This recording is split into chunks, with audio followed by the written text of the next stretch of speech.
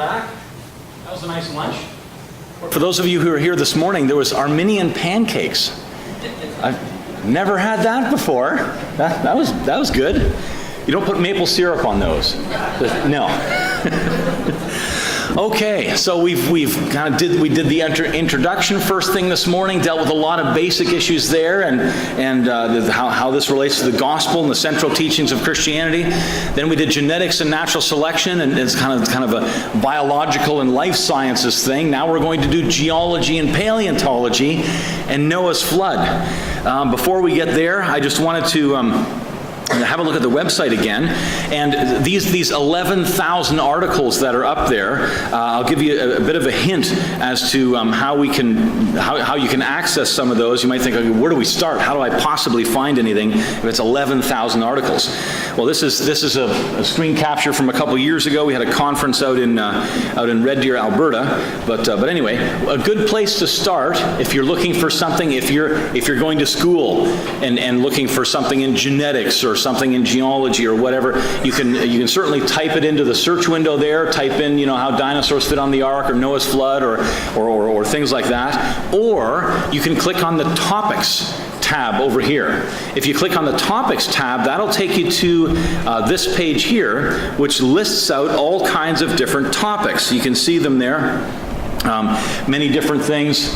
Astronomy, Bible, God, theology, Genesis, Jesus, biology, origin of life, design features, natural selection, mutation, speciation, genetics, quantum mechanics and thermodynamics, creation, its relevance to Christianity, society, and science, all kinds of different subheadings there. Arguments creationists should not use. And then there's geology, flood, ice age, and age of the earth, all kinds of things there. History, archaeology, history and linguistics, paleontology, fossils, anthropology, dinosaurs, mammoths, social and ethical issues, that kind of thing. And then underneath that, the topics are arranged in alphabetical order. So you've got aliens, UFOs, anthropology, apologetics, archaeology, and on from there. So that's a good place to start to access some of those 11,000 articles that are on there, and growing. There's a new article 6 days a week, and so there's constantly new information that's going up there.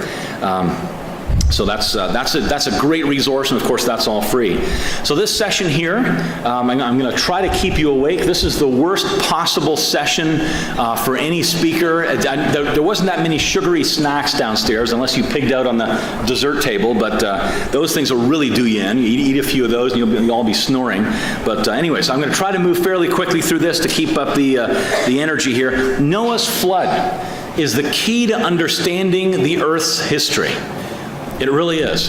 And that might seem like a strange statement to make at this point. I hope an hour from now when we wrap it up, you'll agree that it really is the key to understanding the Earth's history. But let's hear some opening points to consider to get us kind of pointed in the right direction here.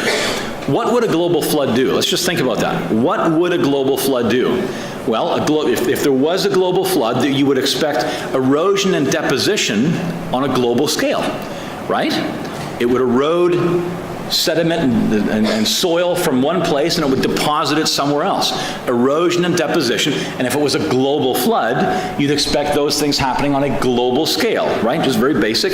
So it's going to impact, a flood is going to impact how we understand geology. Rocks, sedimentary rocks especially. And it would bury plants and animals, again, on a global scale. A global flood would bury plants and animals on a global scale. So it's going to impact our understanding of paleontology, the science of fossils, finding fossils, and so on. And a global flood would restart human history. The Bible says the whole human population was bottlenecked down to 8 people and then rebooted, reboot human history. So it would impact our understanding of ancient history and where languages came from, where nations came from, that kind of thing. Or if we say it negatively, denying a global flood will lead to a misinterpretation of data in geology, paleontology, and ancient history. And denying a global flood? Well, that happens everywhere, even in the church. The flood, even more than creation, the account of Noah's flood has to be one of the most disbelieved accounts in Scripture, right? Yeah, some guy got 2 of every animal on a huge boat, and people laugh at that. They scoff at that. And it's just, it's interesting to me that the Apostle Peter, 2,000 years ago, foretold of the situation that we find ourselves in as Christians today. He said this, that scoffers will come in the last days with scoffing. People thought that this was the last day, that we shouldn't be here today, but that's a side issue. Anyways, scoffers will come in the last days, and people feel that we are in the last days, and there's evidences that lead down that line. With scoffing, following their own sinful desires. They will say, where is the promise of his coming? For ever since the fathers fell asleep, all things are continuing as they were from the beginning of creation. So what are they denying? They're scoffers, and are all things continuing as they were from the beginning of creation? No, there was a global flood. And Peter goes on to explain exactly that. He says, for they deliberately overlook this fact, that the heavens existed long ago, and the earth was formed out of water and through water by the word of God. So he's talking here about creation. And that by means of these, the world that then existed was deluged with water and perished. So what are these scoffers denying? What are they willingly ignorant of? They're creation deniers and flood deniers. Well, doesn't that describe our society? Who go to a university environment and stand up and say, yeah, I believe all people on earth came from two people about 6,000 years ago, and about 1,600 years after that there was a global flood and only 8 people survived. You're not going to last in that university very long, are you? That's people scoff at that today. That's just nonsense. It's one of the most disbelieved portions of Scripture, and yet it's absolutely true. But anyways, we'll break this down over the next hour or so. So let's start with biblical evidence for a global flood. We'll get to the geology and paleontology in a second. What are the biblical evidences that the flood was global, not local? Because that's a common belief today, that the flood was only in ancient Mesopotamia, a little flood over there, not a global flood. Well, there's going to be 12 different points here. Some of you are taking notes, I see. Number 1, the need for the ark. Why not just move? A few chapters later, God tells Abraham to pick up and move, quite some distance as it turned out. If the flood was local, he could have told Noah the same thing, right? Pick up and move, I'm going to flood this area of the world.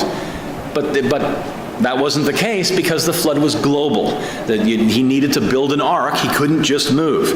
Number 2, the size of the ark. The size of the ark in itself testifies to a global flood, not an itty-bitty little local flood. The ark was huge. It was massive.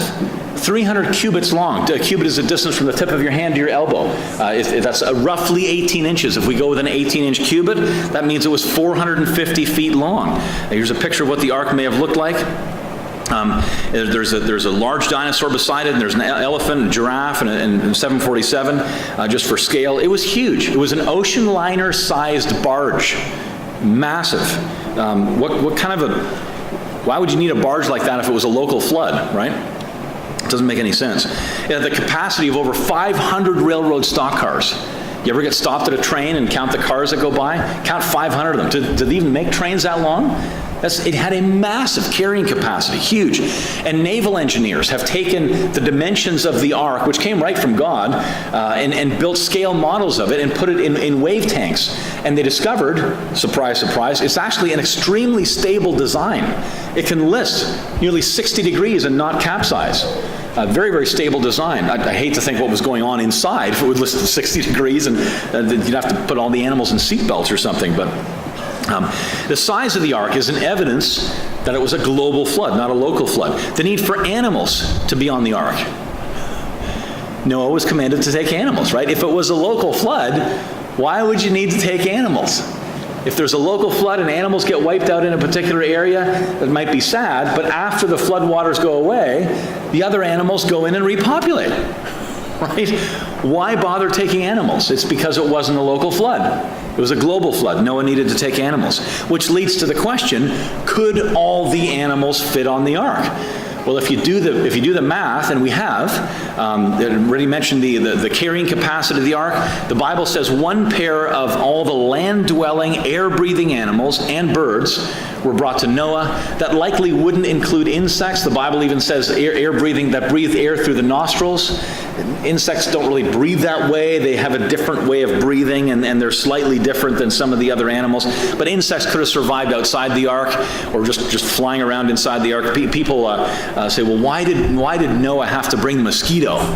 Could just leave those things behind, right? Could have left them there. Well, Noah didn't have to bring the mosquito.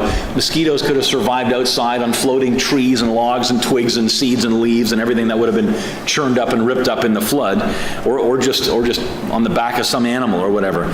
But inside the ark, 7 pairs of the clean animal was 1 pair of every, 7 pairs of the clean land-dwelling, air-breathing animals.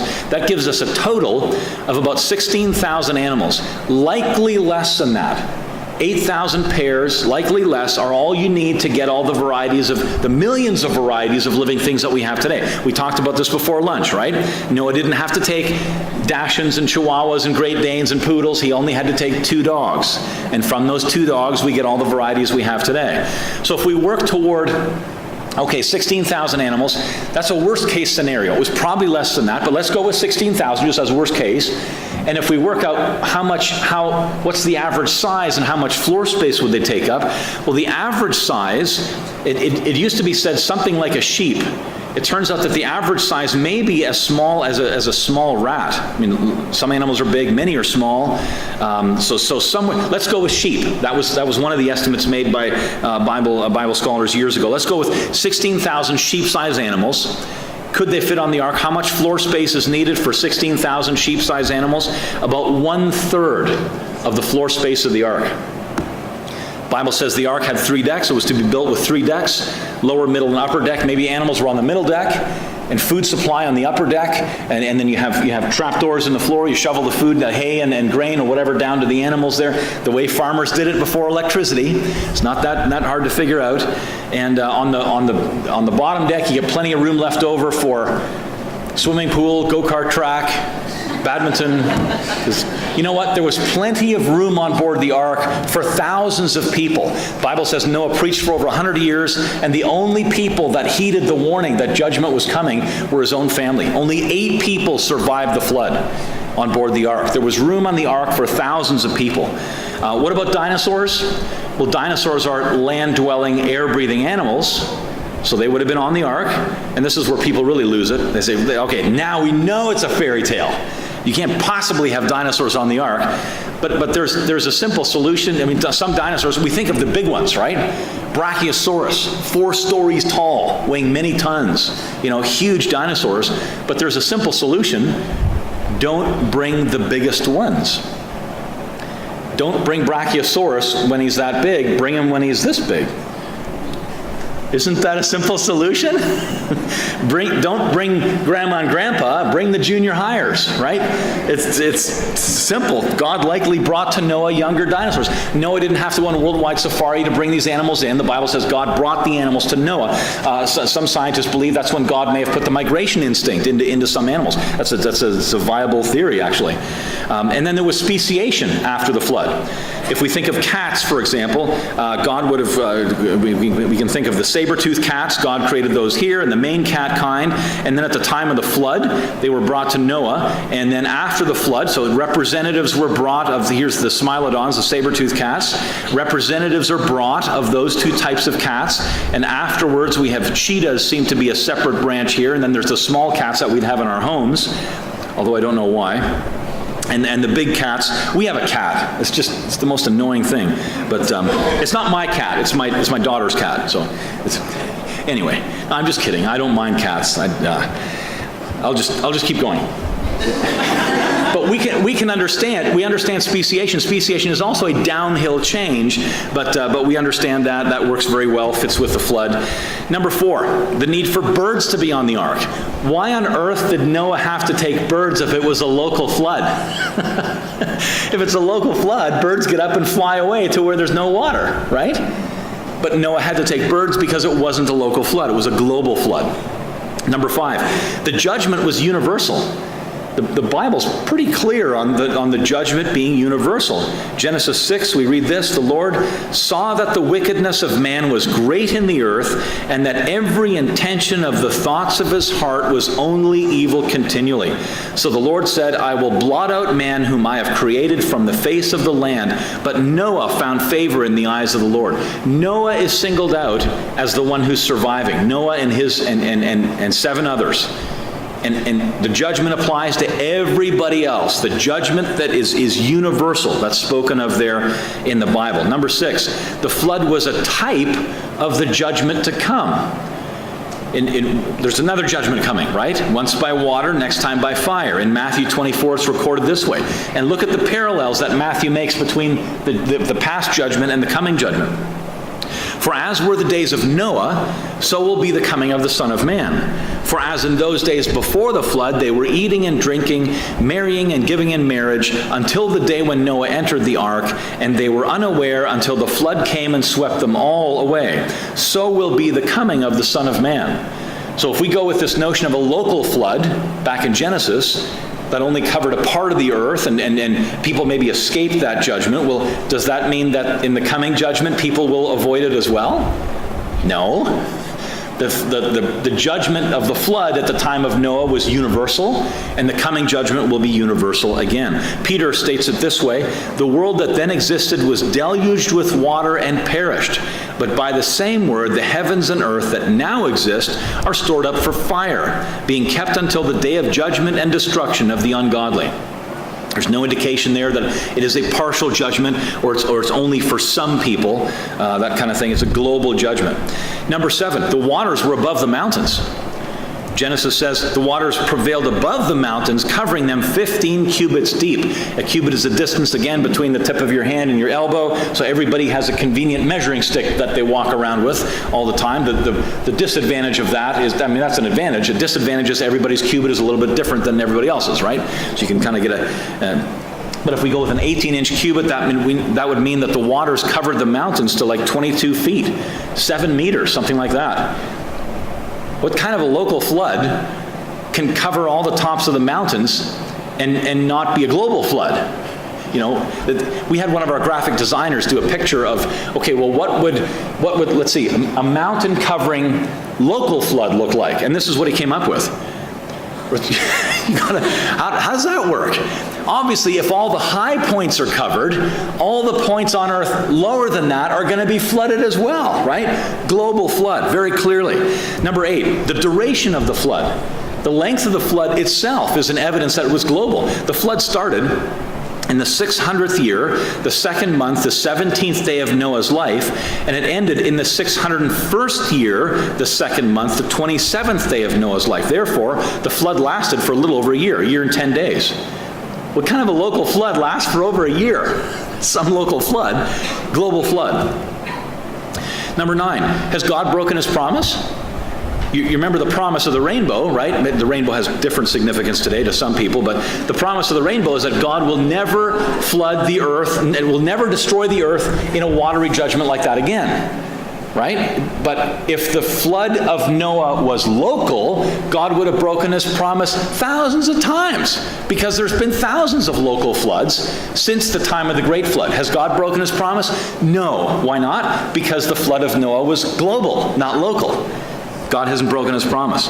Number 9, all people are descended from Noah's family. This is fascinating. I'm going to say more about this toward the end here, but many of the ancient nations, the ancient people, can be traced back to a single family, Noah's family. Why would you be able to do that if there wasn't a global flood and and there was only 8 people on one family that survived? You shouldn't be able to do that if other people survived a local flood. In your Bibles, if you have study Bibles, you may have maps that look like this around Genesis 10 somewhere, called the Table of Nations. And it shows kind of the descendants of Noah, his sons and grandsons, and in some cases great-grandsons, where they settled after the Tower of Babel. Very interesting. And there's over 400 flood legends, flood traditions around the world. Look, you can see some of them here. Even here at the end of the chart, people in Fiji Islands, in Fiji and Hawaii, have a flood account that has many similarities to the biblical account. if the flood of Noah was local, how on earth would people in Fiji have a flood account, a global flood account that's similar to the one in Scripture? That doesn't make any sense. It's because the people who live in Fiji are descendants of Noah. We all come from the same family. 400 of these flood traditions all around the world. So all people are descended from Noah's family. Number 11, the Hebrew terminology of Genesis 6 to 9, not just in English, but it's even more clear in Hebrew. Eretz is a Hebrew word used 46 times in the flood account there in those 3 chapters of Genesis. For example, God said to Noah, I have determined to make an end of all flesh, for the earth, there's that word Eretz, is filled with violence through them. Behold, look at this, I will destroy them with the earth. Look at the terminology there. Yes, the focus of God's judgment is on the wicked people of that time, but it's also on the earth, isn't it? He's going to destroy the people and the earth. So there's talk there in the terminology in Genesis of destroying the earth. And this verse again we've already looked at. The waters prevailed so mightily on the earth that all the high mountains under the whole heaven were covered. Look at the terminology. It's global flood terminology, isn't it? All the high mountains under the whole heaven. And the last one, the New Testament speaks of the flood as global as well. You have statements like this in Luke, the flood came and destroyed them all. Not just a portion, not just this city over here, it came and destroyed them all. Peter says this in 2 Peter 2, God did not spare the ancient world, that's the Greek word cosmos, where we get our English word cosmos from, but preserved Noah, a preacher of righteousness, and 7 others, bringing in the flood upon the world of the ungodly. Everybody was wiped out except Noah and 7 others. They're singled out, but it applies to everybody else. So there's 12 kind of rapid-fire biblical evidences for a global flood. So what would we expect if there was a global flood? We're just going to ask a very simple question here this afternoon. If the Bible's right about there being a global flood, what should we expect to see in the world around us today? In geology, we would expect to see, if the Bible's true, if there was a global flood, sedimentary rocks showing evidence of rapid deposition. Not slow and gradual deposition, that's the evolutionary millions of years scenario. If there was a flood, it's going to deposit these things quickly. We would expect that. We would also expect in geology large-scale geologic features. Let's say continent-wide geologic features. Maybe global geologic features. If there was a global flood, it's going to produce big geology, right, over a large scale. In paleontology, we'd expect evidence of both rapid and recent burial of living things. Maybe even evidence that things were buried alive. As the floodwaters rushed upon the land, things were caught and they didn't die and then fall over and were slowly buried. They were rapidly buried, and maybe even as they were buried alive. Are we going to see evidence of that? We'll be looking for it. We'd also expect a general pattern to the fossil record with exceptions, because as the floodwaters come up, they're going to bury things in a certain sequence, but it was a catastrophic event, so we should expect out-of-sequence things all over the fossil record. If the flood was true, that's what we'd expect. In ancient history, we'd expect to find evidence that human population in ancient nations began about 4,500 years ago, something like that. So here's what we're going to be covering in the rest of this session here. Let's back up and let's take these one at a time. Start with geology. In geology, we'd expect sedimentary rock showing evidence of rapid deposition. So now if we turn to the scientists and we say, okay, what are you seeing out there in geology? Let's see if it confirms what we would expect if there was a global flood. Well, here's a picture. Actually, I took this picture. This is when I went rafting through the Grand Canyon. There's actually 2 pictures put together. It's a bit of a panorama there. And there's people. There's people down here. Just cut off the bottom of their just the heads peeking up there. Just gives you an idea for scale. What are we looking at here? So here we have, notice these tightly bent layers of rock. Over here, here's some other gentle bending over here. Now, it's very difficult to bend solid rock. You can do it, but you'd see then under a microscope the crystal structure of those has been elongated and there's big cracks in them and so on. So what happened here? Well, in order for those things to bend like that, well, the sediments must have been soft still. So this what happened here was, well, these must have been laid down this whole thickness fairly quickly, and then not long after they were laid down, there was uplift on this side of the screen that tilted those layers, as you can see, pretty well vertical on that side of the screen. And at the junction between the horizontal and vertical layers, there's a tight bending of these layers that had not yet fully lithified. They hadn't yet become solid rock. That's a good explanation. Otherwise, if they had become solid rock, that whole sequence, and then the uplift happened, they would have shattered. They would have broken, right? Not bent. So the best explanation for this is that those were laid down quickly. Rapid deposition, which is the kind of thing we would expect. And you may have seen rock layers like this is not that hard to find. There's tightly bent rock layers all over the place. If you go to the Rockies, if you fly over the Rockies, if you're going out to Vancouver or something, you can look down at the mountains and there's tight bends all over the place in the Rockies.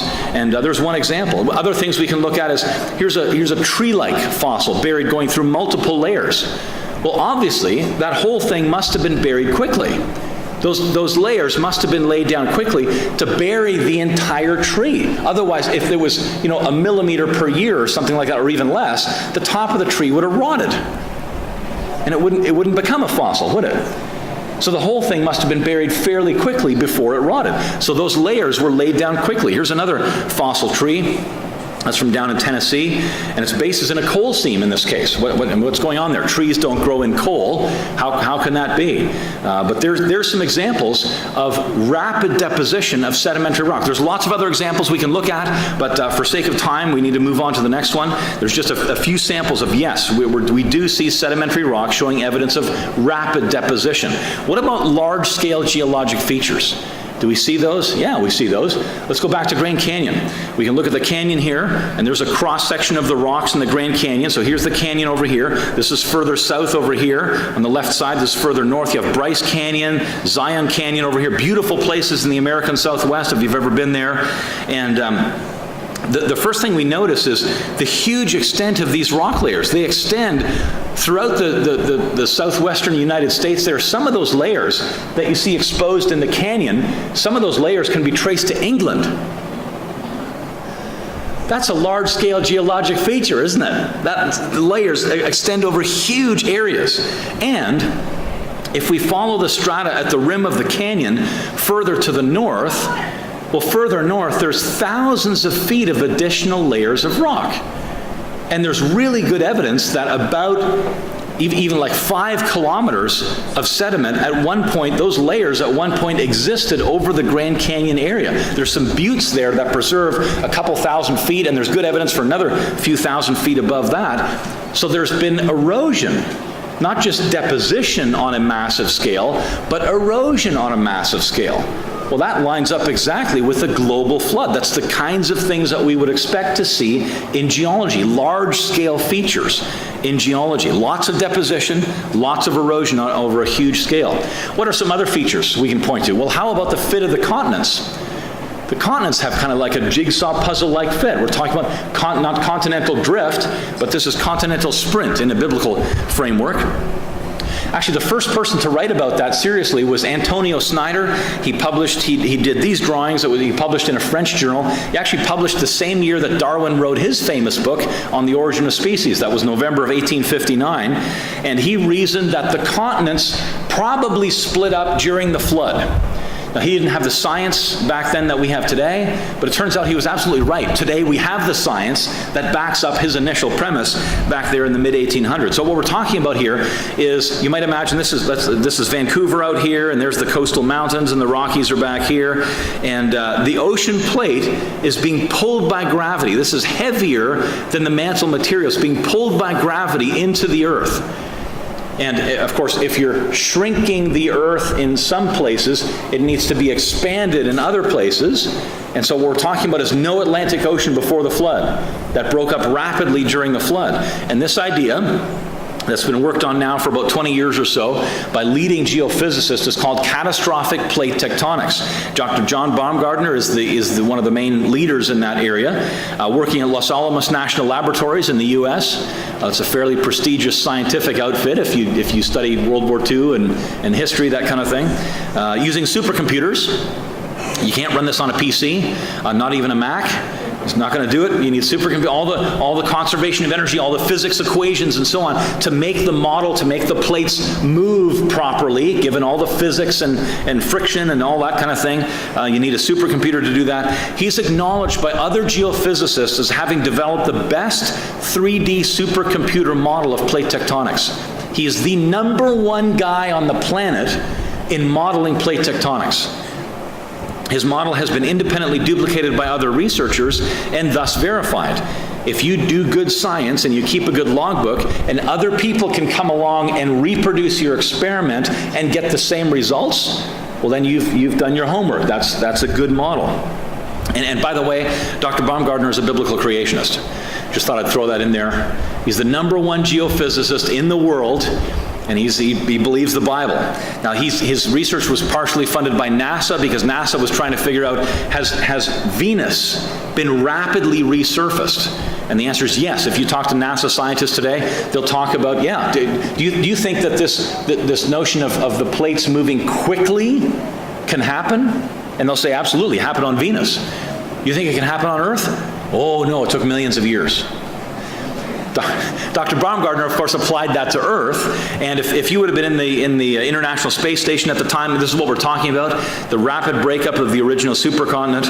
Of course, that's a little unrealistic because, of course, there would be clouds, right?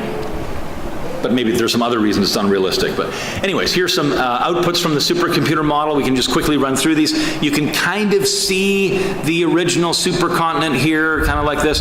The yellow and red areas are where hot material, basically molten material way out here in the Pacific, is coming to the surface, forming new ocean floor. And the dark blue areas are subduction zones. Here's a little bit later in the process. You can see all along the west coast of North and South America, the Pacific plate is being pulled by gravity. It's subducting, it's sinking underneath the continents and so on. Here's the Atlantic Ocean opening up very nicely there. What else is going on? India is going up, Asia is coming down. Guess what happens when they collide? Smash, you push up the Himalayan mountain chain. The Himalayas didn't exist before the flood. There's fish fossils on the summit of Mount Everest, 5.5 miles above sea level. Fish don't climb mountains. What are they doing up there? You know, humans can barely get that high. And it's because that point was at one time underneath the water, and it was the result of the collision of those plates. Scientists have done studies. Well, what if we go with this notion that we've all been taught today, that the Atlantic Ocean is opening up at 2 centimeters per year, a slow movement over, and must have taken millions of years then to go back to when they were together. Well, if we go with those slow rates, is there enough energy there to push up the Himalayan mountain chain? And the answer is no. You need to smash those plates together at a higher rate of speed to get the Himalayas with Mount Everest there. And that makes us think of, okay, well, what about the water for a global flood? Where'd that come from? Does anybody remember Jacques Cousteau? Do you know that name? So some of you, if you're under 30, probably no, you never heard of this guy before. But he wasn't a Christian, didn't believe the Bible, but he knew a lot about the oceans. He was instrumental in the development of the aqua lung, which later became scuba. Somebody goes scuba diving. You have Jacques Cousteau to thank for that. He was the first person to really seriously take waterproof camera housings underneath the oceans and film sea life. And he had these amazing nature documentaries, basically showing the world what was going on underneath the oceans. He knew a lot about the oceans. But he said, if you were to raise the ocean bottoms and lower the continents so that everything around the earth is at the same level, there's enough water in the oceans today to flood the entire earth to a depth of more than 2 miles. So where'd the water come from for the flood?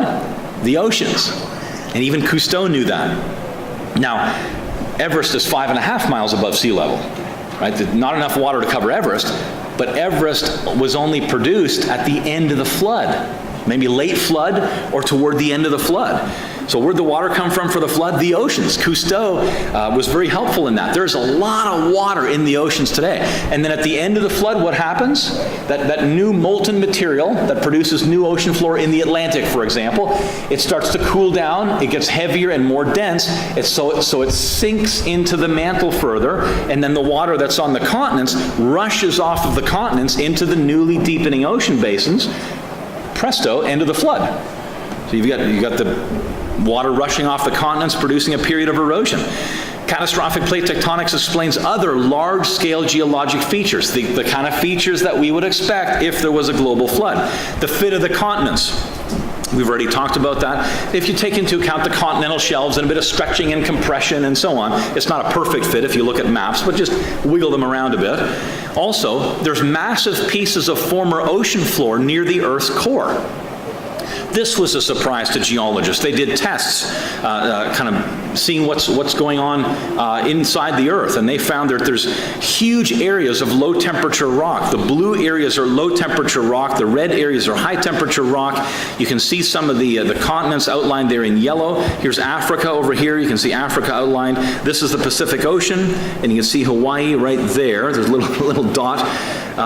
And the gray sphere in the middle there is the core of the Earth. What surprised geologists was, how come there's still so much cold material, the blue areas, down around the core? If those are the ocean plates that have been slowly subducting for millions of years, they should already have heated up to the temperature down around the core. How come they're still so cold? And Bible-believing scientists looked at that and said, it's because they haven't been down there for millions of years. They haven't had time to heat up yet to the temperature down around the core. Global flood about 4,400 years ago. Again, that's a large-scale geologic feature, isn't it? It fits with a global flood. Large-scale geologic features. There's many others we could look at, but for sake of time, again, we need to move on. In paleontology, we'd expect to see evidence of both rapid and recent burial. And I showed you some of those. I showed you the fish fossil when we got started. Fish eating another fish. How do we know that that's been rapidly buried? What can you kind of point out?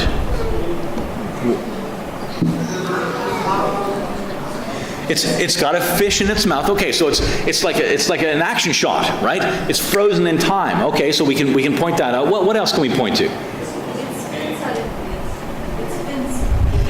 It's the details in its fins. Yes, if we look, its fins here, it still has. It's amazingly preserved, isn't it? Its spine is still all intact. It hadn't reached that stage of decomposition where all the bones fall apart. So it's an articulated fossil, not a disarticulated fossil.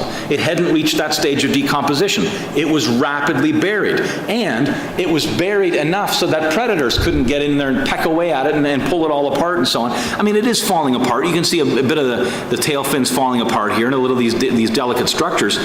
But it must have been rapidly buried. Look at the beautiful preservation there. And we looked at these as well. Fossil octopus and fossil jellyfish.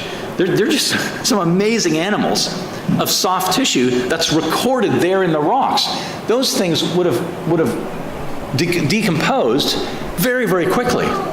You know, it's amazing that we have those fossils at all. But they must have been rapidly buried. And there's many other fossils that you can point to all around the world that speak of rapid burial, very little decomposition, beautiful preservation. We have leaves from trees that are just beautifully preserved. You can see the veins in the leaves that carry the sugars for growth and photosynthesis and everything. Incredible. Rapid burial. What about recent burial?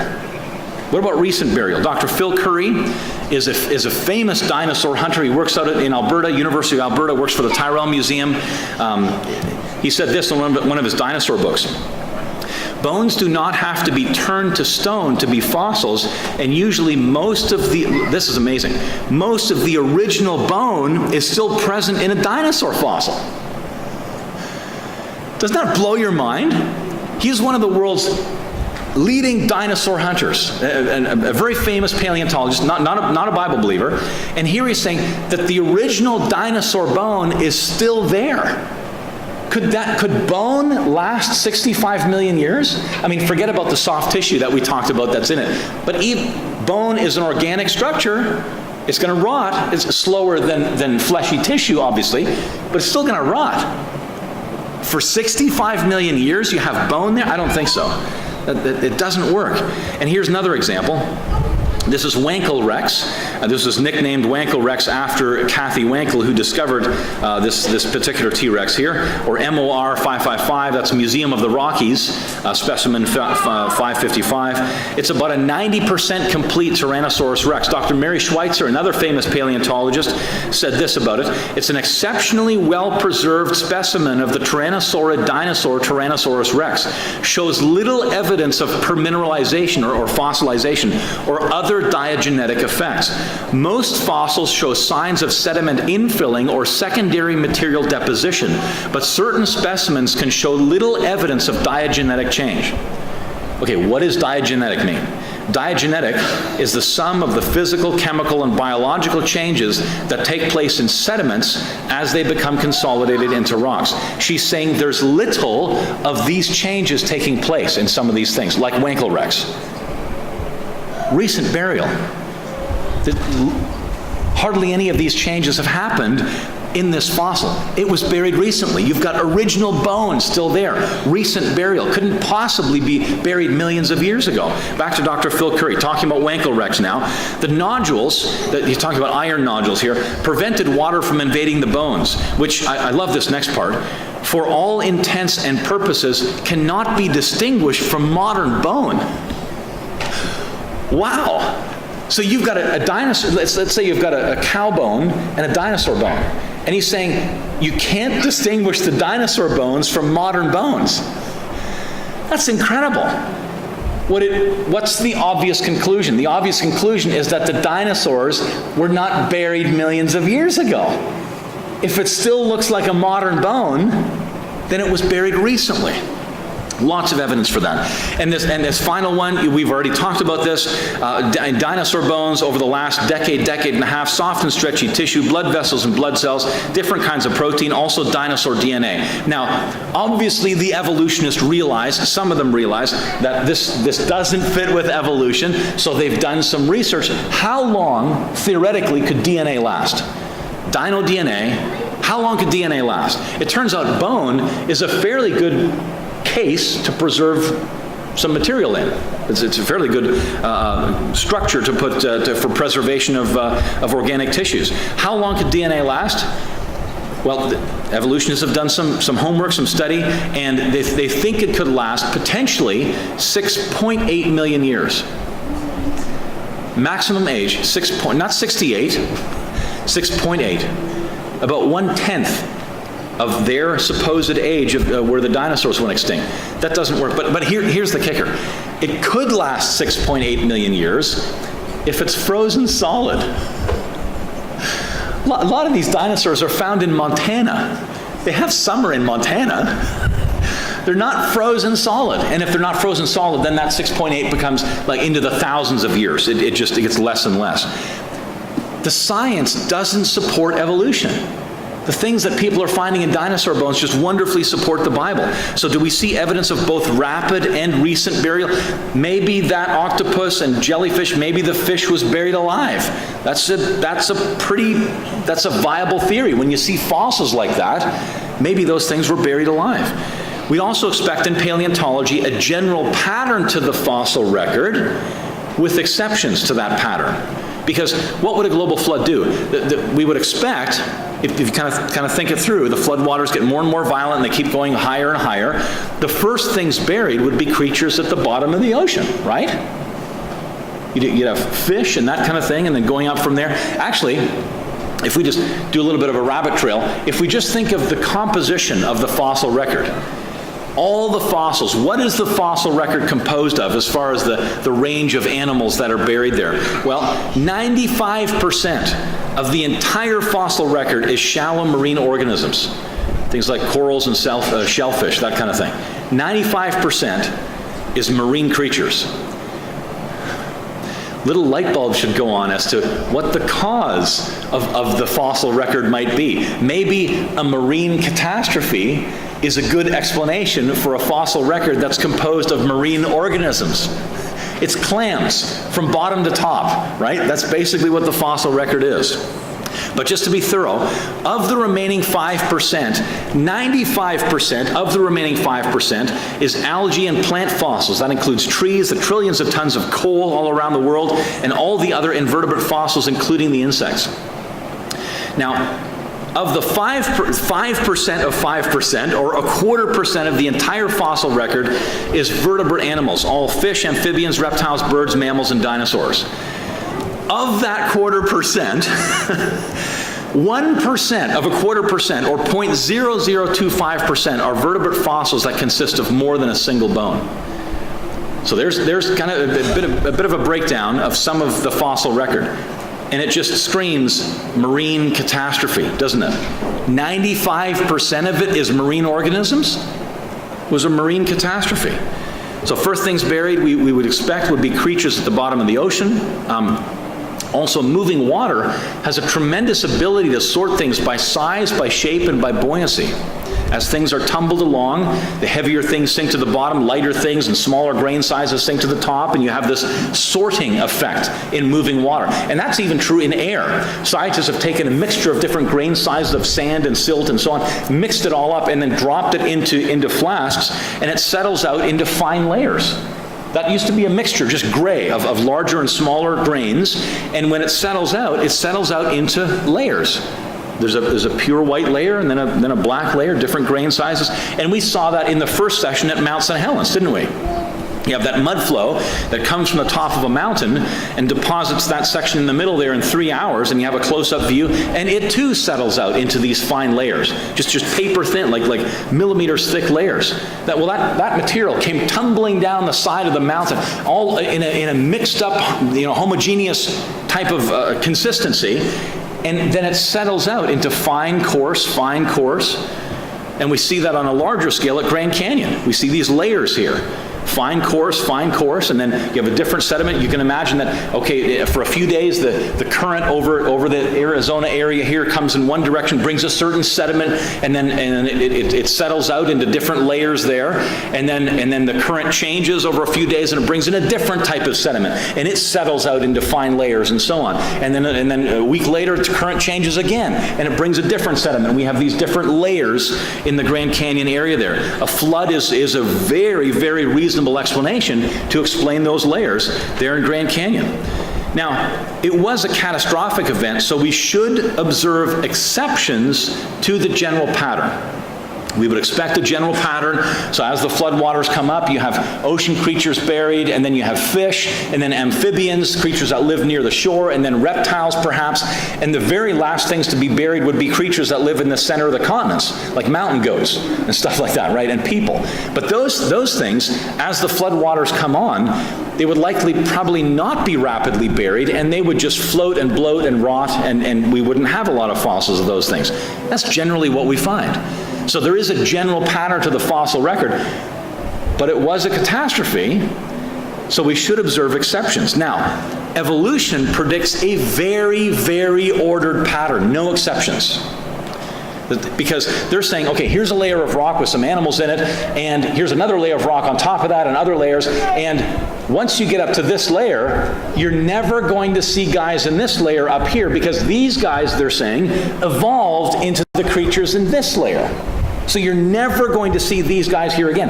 They have to have a very ordered sequence. If suddenly some of these guys appear way up here, well, that's evolution done for in that case. Do scientists see that? Yes, they do. I'll give you an example. See that cliff in the background there? That's the Roraima Formation in South America. Here's a closer view of it. That cliff is dated, according to evolutionists, to be 550 million years old. 500 million years old. Incredible. It contains fossil pollen. They're very rich in fossil pollen. Here's the problem. Flowering plants, the plants that produce pollen, were not supposed to have evolved for another 390 million years. How can you have pollen and not have the plants that produce the pollen? That is a massive out-of-place fossil. It doesn't fit with evolution at all. So they need to do all kinds of contortions to figure out, well, how do we explain this and so on? Massive out-of-place fossil. And there it is. There's some tourists on top of the formation there. But we're often, you might remember a a picture like this in your high school years and that kind of thing, the geological time scale. Remember seeing something like this? Here's a sequence of fossils, and it's a very well-defined and ordered sequence all the way up and that kind of thing. And we're told that there was a period in history where there was the age of dinosaurs. And then after that, the dinosaurs went extinct, and then we have the age of mammals and these very well-defined periods and so on. Well, is that actually what scientists observe? No. One of our guys, I talked about the Creation Super Conference at NBC just last month. One of the scientists we had up there was Dr. Carl Werner, former atheist, former evolutionist, and people started challenging him about evolution, and he started doing some investigating of fossils. He's an emergency room doctor. He's a medical doctor, but he started investigating some of these things and just was appalled at what he saw. Wrote a book, and in his book he said this. See, paleontologists have found 432 mammal species in the dinosaur layers. Not individual mammals, but whole species of mammals in the dinosaur layers. Almost as many as the number of dinosaur species. But where are these fossils? We visited 60 museums, but did not see a single complete mammal skeleton from the dinosaurs' layers displayed at any of these museums. This is amazing. Because we're typically told, if you go through a museum or you read in the textbooks and so on, that yeah, there may have been a few mammals around at the time of the dinosaurs, but they were like little rats and little scurrying little things, and no serious mammals. It was because it was the age of dinosaurs at that time, the age of reptiles, it used to be called. But it wasn't. If there was almost as many mammal species running around that scientists have found in the dinosaur layers along with dinosaurs, then it wasn't the age of dinosaurs, was it? It's another problem. See, there's things that don't have this very ordered sequence, but there's a mixing of different things. Exactly what we would expect if there was a global flood. There's a further problem for evolutionists, and that's this thing called living fossils. You might think, what? How can a fossil be living? Fossils are dead things, aren't they? Well, you know what living fossils are? They're things that don't evolve. Kind of fun. Ginkgo trees, as an example. In the fossil record, we see them, and if we date them according to the evolutionist history of the Earth, what they believe about that, ginkgo tree fossils are 125 million years old. Here's the problem. The fossils are identical to living ginkgo trees that we have today. So wait a minute. There's been zero evolution for 125 million years? Oops. That's a bit of a problem. Because, of course, the climate changed incredibly over that immense period of time, so these trees should have evolved. They should be changing all the time, right? Crocodiles, 140 million years, they look identical to living crocodiles today. The fossils look identical to living crocodiles today. The Tuatara lizard, 200 million years old, according to the evolutionary dating in the fossil record, look identical to those lizards today. Horseshoe crabs, 200 million years. The Lingula lamp shell, 450 million years, zero evolution. They look identical to those lamp shells today. Neophyllina mollusks, say that 10 times fast. 500 billion years.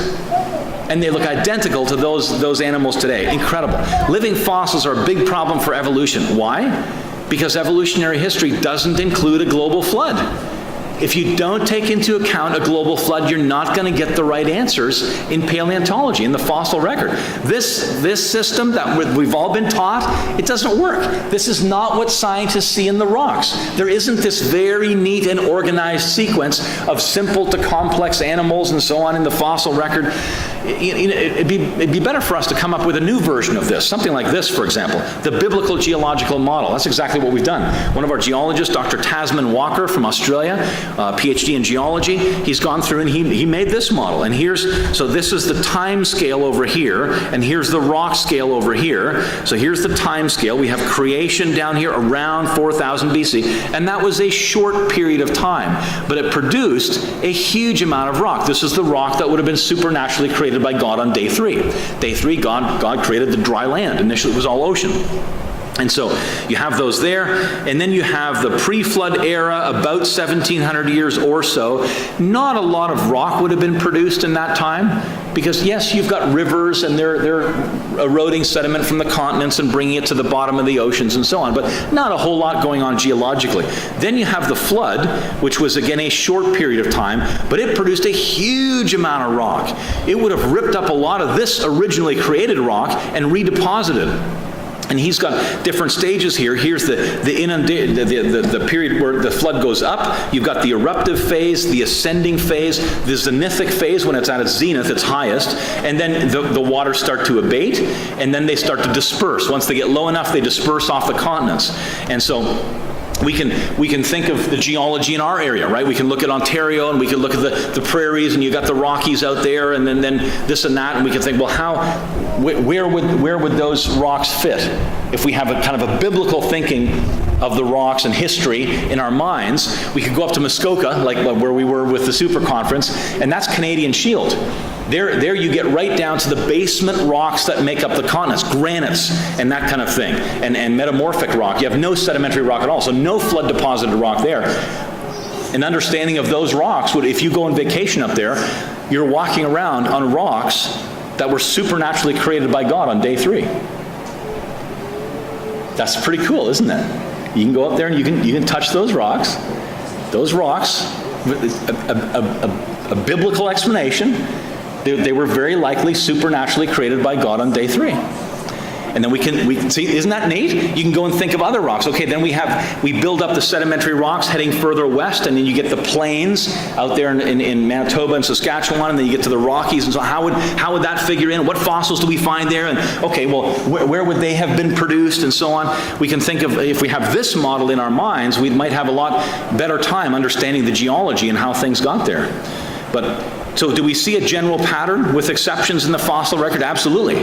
It is not this neat and organized sequence that we've been told by the evolutionists. Let's move on. In ancient history, we'd expect evidence that the human population in ancient nations began about 4,400 years ago. Do we see that happening? Well, let's start with, how about population growth?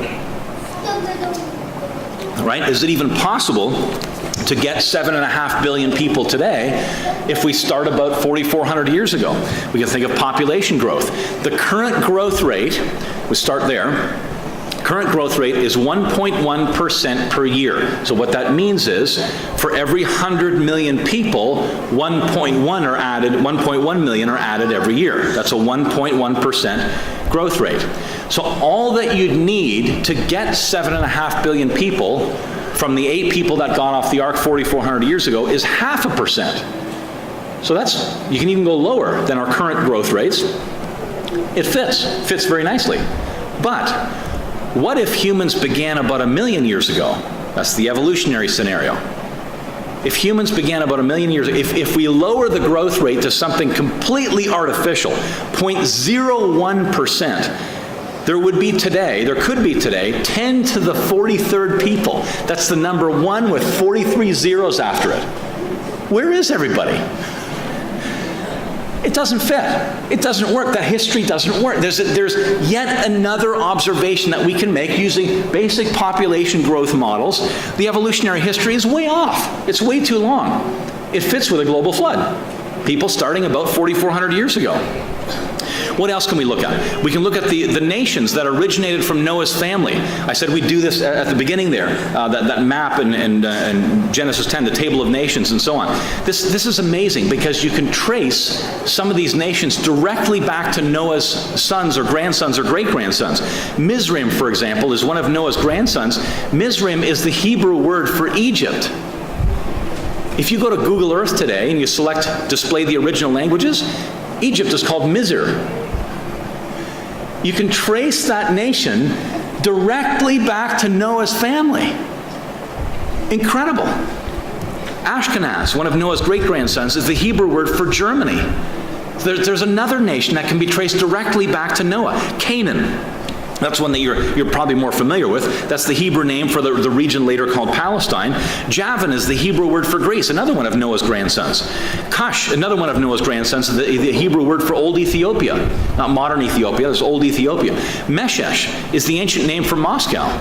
And you still see that name. Basically, the spelling's even unchanged. You have the Meshesh lowlands outside of Moscow today. It's still on maps today. You can trace these areas directly back to a single family. If there wasn't a global flood, why on earth would you be able to do that? That doesn't make any sense if there wasn't a global flood. Now, on the origin of nations, let's think about another perspective, another angle of thinking about the origin of nations. In Genesis 10:25, we read, "To Eber were born 2 sons. The name of one was Peleg, for in his days the earth was divided." Now, this is referring to the event of the Tower of Babel. Okay, not continental drift. See, the earth was divided. It talks about the earth being divided. A few verses later in Genesis 11, verse 1, it says, "Now the whole earth had one language." Well, that's not referring to the physical earth either. It's not referring to a division of the physical earth.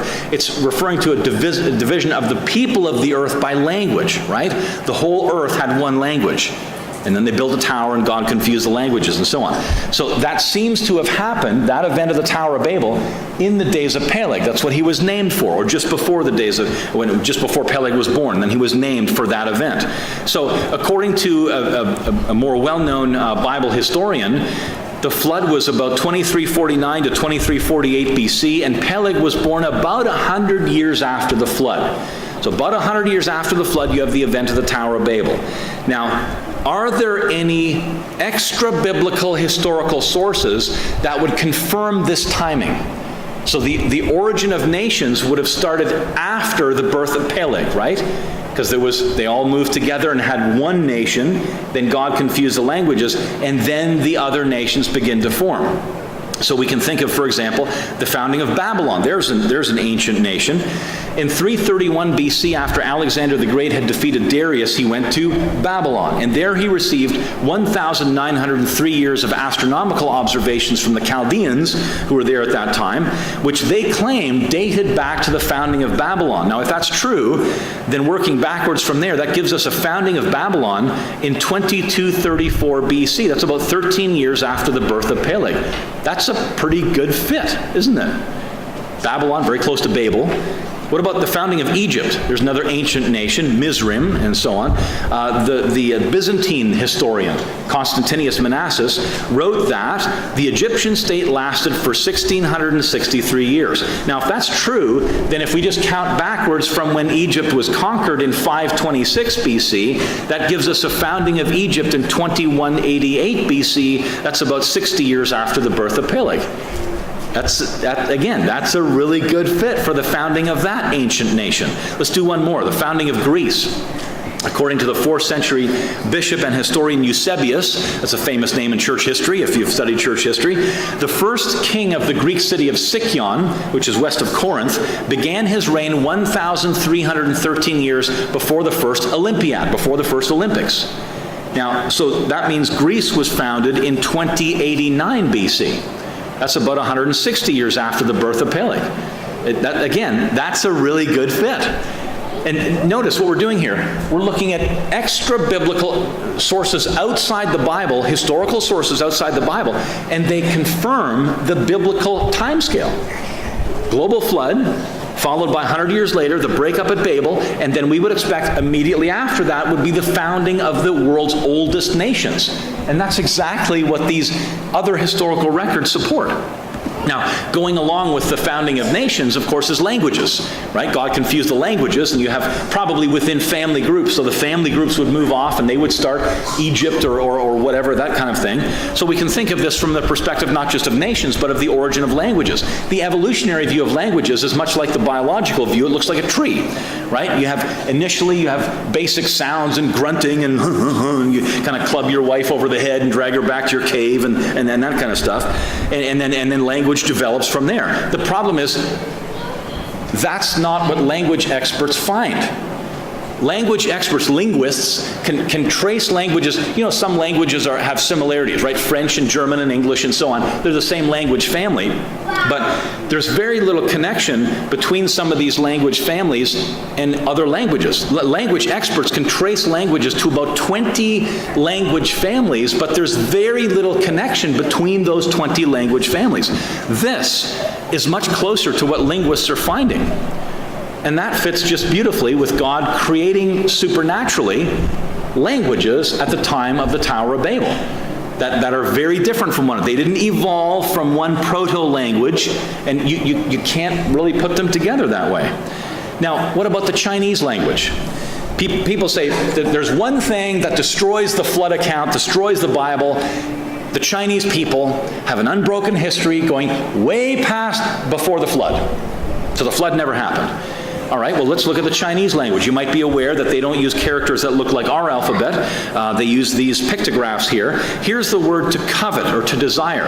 And oftentimes, some of these more complex words are formed, they're combinations of other words. For example, this one has the word two trees, you can see it there up top, and the word woman. You put those together and it equals to covet or to desire. Now, why on earth would two trees plus woman equal covet or desire?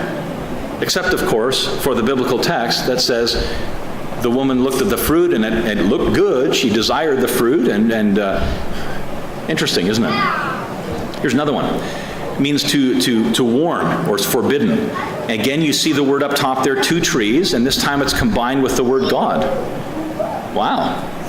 Why would the word forbidden be the result of combining those two other words? Except, of course, for what the Bible says about creation, that they were forbidden. There was two trees, one of them was forbidden in the Garden of Eden. God forbade them to eat from the tree of the knowledge of good and evil. Here's the word for boat. This is an interesting one. Here you see the word vessel. You might have guessed that one. Vessel, 8 people. Wow. You know what? The Chinese language and the Chinese nation started after the flood. Whatever committee or whatever individual invented the ancient Chinese script, they were aware of the events of creation and the flood. Not before the flood. Isn't that cool? Lots of stuff. The Chinese language was developed after these events took place, obviously. How would they know about them if they didn't? So, do we see all of those things? If we would expect a global flood, we would expect to see all of those things in those different areas. And there's lots of other stuff we could talk about. We've gone very quickly through these things. There's some other consequences of Noah's flood. An ice age would have been triggered by the flood. That's a huge question, especially for us as Canadians living up here in the Great White North. Was there an ice age? Yes, there was an ice age. A flood, as it turns out, is a perfect trigger for getting an ice age going. And it turns out that, see, the evolutionists are always playing with all kinds of other notions of the earth cooling down and things like that, and trying to get an ice age to get going. But they can't do it. They don't have a model to produce an ice age. And as it turns out, if you don't have a global flood, it's looking more and more like if you don't have a global flood, you're never going to get an ice age. What you need to get an ice age is warmer oceans and cooler continents. That's what you need. You need warmer oceans because you have to get more moisture into the atmosphere, because you need more precipitation. So you need warmer oceans and cooler continents. So what's going to produce that? Well, in a global flood, as we've kind of hinted at as we've zipped through here, there would have been a lot of tectonic activity, earthquakes, tsunamis, on a level that we probably can't even comprehend. And the reason why we have hurricanes in the fall is because the sun has heated up the Atlantic Ocean all summer long, and that you have that warmer water, that's the energy that produces those hurricanes. Well, the ocean water after the flood would have been way warmer than it is today. There would have been not just hurricanes, but hypercanes. It's hurricanes on steroids. It would have made Irma look like a little child playing in a bathtub. Just huge storms. And so you've got warm oceans putting more evaporation, more moisture into the atmosphere. And then again, as a result of the flood, you've got tectonic movements, you've got hot material coming up, warm oceans after the flood. Volcanism, you've got a lot of volcanoes. Those volcanoes would have spewed huge amounts of dust and pollutants into the atmosphere, shielding out the sun's energy, making the continents cooler. You got perfect conditions for an ice age beginning immediately after the flood, lasting maybe 700 years or so, maybe peaking around 500 years, something like that. After a few hundred years, the dust and pollutants are going to be filtered from the atmosphere. Your summers are going to get warmer. So you need the summers to be cool enough so that year after year the snow can build up. And an ice age is characterized by kilometers thick glaciers and ice sheets. At the North Pole and South Pole, they grow somewhat toward the equator. They never get there. I mean, an ice age doesn't mean that the whole Earth is covered with ice, okay? Mexico, Mexico would have been a nice place to live at the time of the ice age. Maybe been more rainy, but an ice age would also lower ocean levels by about 400 feet, 300 to 400 feet, causing all the continents to be connected by land. That answers one of the questions that people have is, for example, kangaroos that today live only in Australia, presumably they would have got off the ark in the Middle East. They don't swim. How'd they get to Australia? Well, in the time of the Ice Age, further north and further south, you're taking huge amounts of seawater out of the ocean and you're storing it on land in these kilometers thick ice sheets. Well, that's going to lower ocean levels to the point where all of the continents, including Australia, are connected by land bridges. So through Indonesia, Australia would have been connected to the rest of the world, including the Middle East, where the ark landed. So the answer to how the kangaroo got from the Middle East when it got off the ark to Australia might be as simple as it hopped. This would aid in animal and human migration after the flood. Here's a picture of what the maximum extent of the glaciers. You can see the North Pole. There's a bit of a weird view of the Earth. North Pole up here. Here's Canada. You can see the glaciers went down some distance into the States, but Mexico's never seen a glacier. Again, at the height of the Ice Age, Mexico would have been a nice place to live. Over here, you got Moscow and Berlin and London there. The glaciers covered portions of that area as well. What are some other consequences? If the flood is responsible for the fossil record, then the millions of years explanation is wrong, isn't it? Right? You have an either-or situation here. Either the flood laid down the rock layers that we see with fossils in them, or it didn't. If it didn't, then it must have taken millions of years to produce all that rock. But if the flood is anywhere close to being true, then a flood laid down those layers. And so huge amounts of evidence for millions of years just go poof, gone. The flood laid down the fossil record. If you get the flood right, you'll get the age of the earth right. This controversial question, this controversial issue in the church today is if you get the flood right, you'll get paleontology right, you'll get ancient history right, you'll get the age of the earth right. It's the key to understanding the age of the earth. Data from ancient history, geology, paleontology, and many other fields support the historical reality of a global flood as the Bible describes. And the final consequence of all of this, you can trust the Bible. You can trust the Bible. We've kind of looked at in this last hour what many consider the most disbelieved event in all of Scripture, that Scripture records. And yet it's absolutely true. The flood is the key to understanding the history of the earth. Other things you can think about, we do a lot of TV shows, a lot of episodes of the TV show. It's streaming as well. If you have Roku, you can look for the Creation Ministries channel on Roku and Miracle Channel if you get that on satellite. The magazine often has articles on global flood and geology and fossils. That's another great resource. We've talked about that already. The Creation Answers book, again, lots of great chapters on how did kangaroos get to places like Australia and so on. Where did the water come from for the flood? A lot of chapters detailing evidences for the flood. There's a book that, I don't even think I brought this one. This book, Noah's Ark, a feasibility study.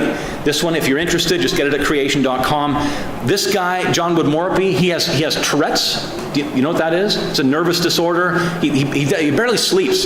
He just does research all the time. He has insomnia and stuff. It's amazing. In this book, he's looked at every argument that the skeptics have thrown at the story of Noah and the flood. How could 8 people take care of that many animals? How much food would you have had to take? What about water? What about heating? What about lighting? What about the smell? What about he's thought of everything that the skeptics have thrown at them and refuted it.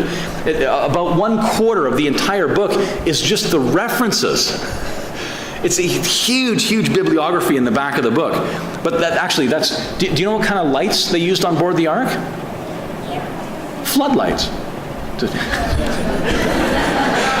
Anyway, no, that's not in the book. I just made that up.